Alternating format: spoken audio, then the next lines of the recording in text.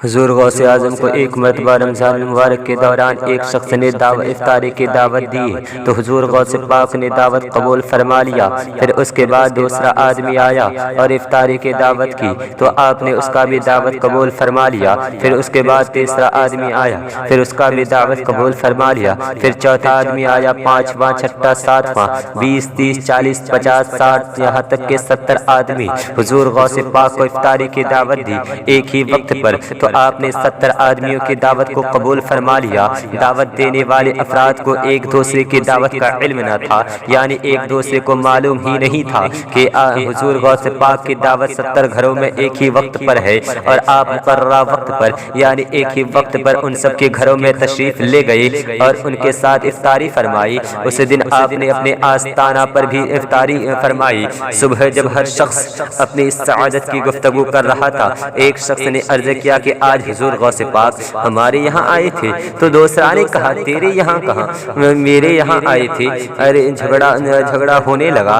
تیسرا آیا اور کہا تم لوگوں کے یہاں نہیں، میرے یہاں آئے تھے۔ چوتھا آیا اور کہا میرے یہاں آئے تھے۔ پانچواں آیا، چھٹا آیا، ساتواں آیا، آٹھواں، نواں، 10واں، 20، 30، 40، 50، 70، یہاں تک کہ 70 پورے 70 جمع ہو گئے اور چیمی گویا ہونے لگی۔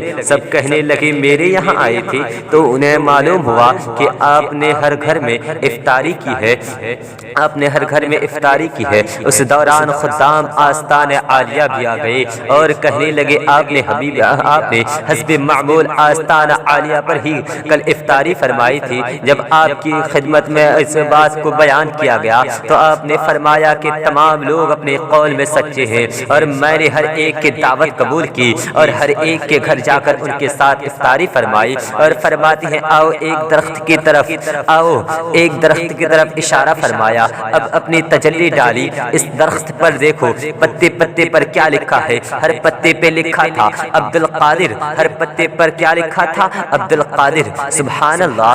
تمنا کرو کہ کبھی غوث پاک اپنے گھر آ جائے، لیکن گھر آنے کے لیے جب کوئی مہمان آتا ہے نا، جب کوئی دنیاوی مہمان آتا ہے تو ہم کتنا اہتمام کرتے ہیں۔ غوث پاک بیڈ اور کرسیوں کا اہتمام نہیں چاہتے، ہم اپنے عمل کا اہتمام چاہتے ہیں۔ آپ اپنے اعمال صالح صحیح کر لو، انشاءاللہ غوث پاک اپنے گھر ضرور آئیں گے۔ شاعر فرماتے ہیں گئے ایک ہی وقت میں 70 مریدوں کے یہاں، گئے ایک ہی وقت میں 70 مریدوں کے یہاں، سمجھ میں آ نہیں سکتا معمہ غوث اعظم کا، سمجھ میں آ نہیں سکتا معمہ غوث اعظم کا۔